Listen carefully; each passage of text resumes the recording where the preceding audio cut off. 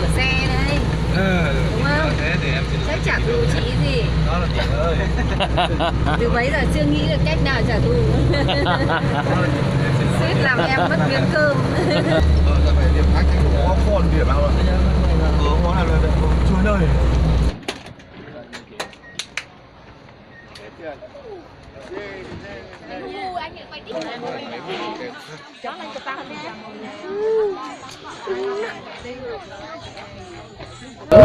Sẽ được một số trong đó ví dụ mình sẽ được chuẩn bị một trạng ở ta tỉnh Lâm Đồng do tha chặt Tây Nguyên yêu thích theo sự quy sát lọc nó do chủ cái tích của nó tại Tây Nguyên nó muốn nó sẽ đòi này và nó muốn sẽ đọc từ sự quy sát lọc sao môn tàu học kỹ chẳng hạn thì ví dụ mình sẽ được chuẩn bị một trạng nhá nó sẽ quyết tâm là sẽ làm đâu nó bố trí giờ họ chỉ của chẳng hạn thì làm bia chỉ nói gì nó sẽ đầu tới một trạng gì họ theo một xin ha bố sĩ thì họ theo một xin nhân tại tha chặt Tây Nguyên nhé không.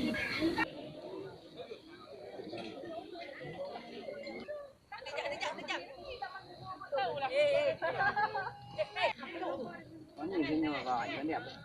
1, 2, 4, 6. Vâng, ok. Đó. Đó. Nó mệt đó. Con đấy là con nó ăn nhiều, ăn tham quá rồi đau nó ăn to. Này nó xấu chứ.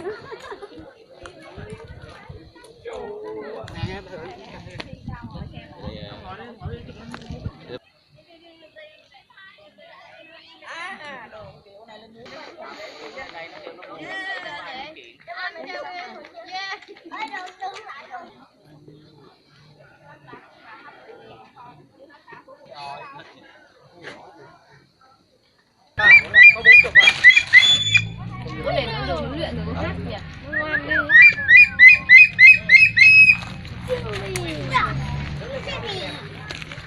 Lên mổ cho Ấy. Đây. Sang người em giờ.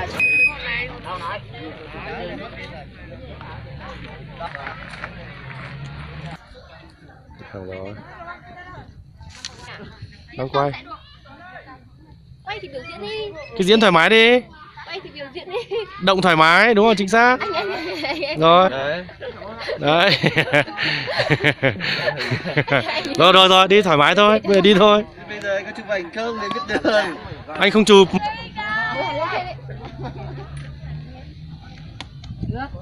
Không cây mà.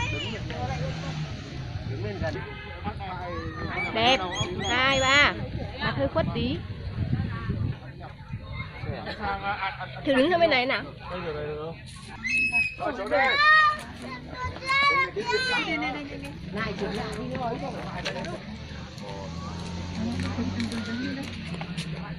Nào. Mà nó bỏ cái chai đi. Cô bỏ chai đi. Cái gì đấy? Cái gì nổ đấy? Chắc là pin. Đi cả lắm lắm rồi.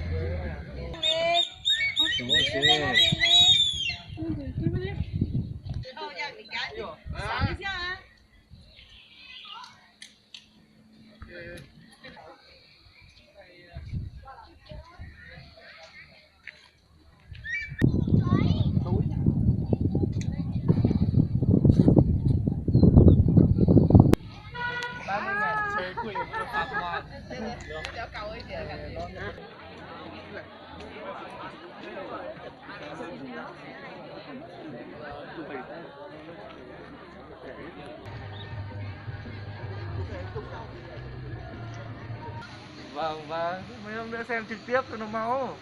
Chụp ảnh nữa. Vâng, cảm ơn chú.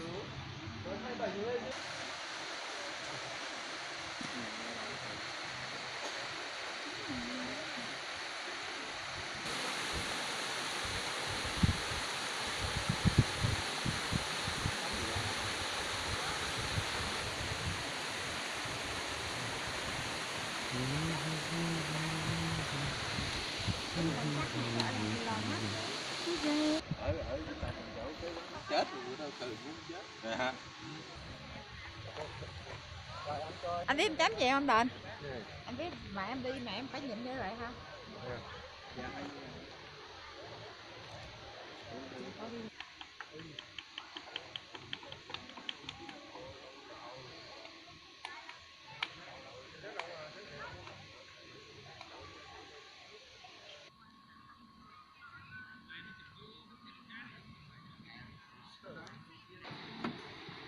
Để cá này đẹp này.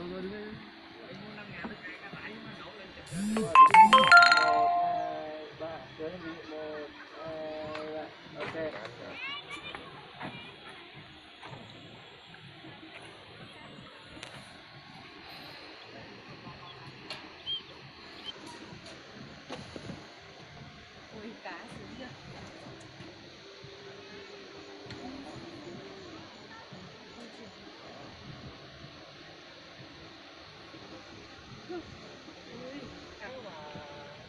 Ra hàng quá.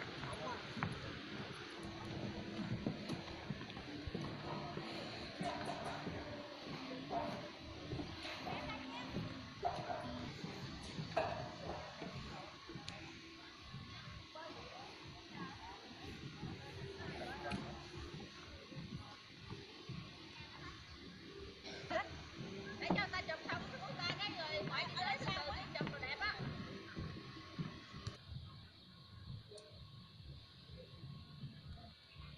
Khác nữa nha. Cái tối không vậy hả? Đó, đứng suy nghĩ đi gì đi.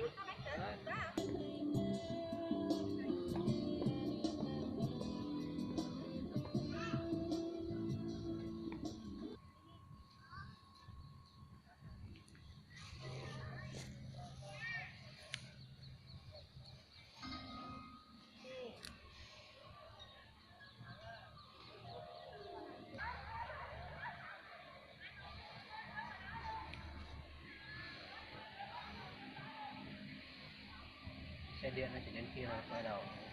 Vâng.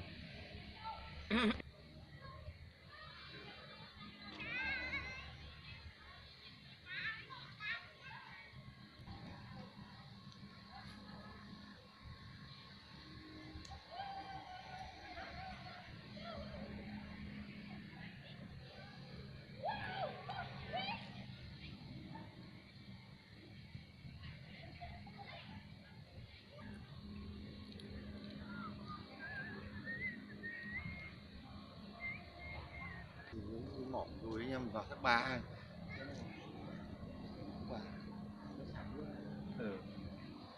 Cái này là lấy nước lên, tận nước. Lấy nước lên.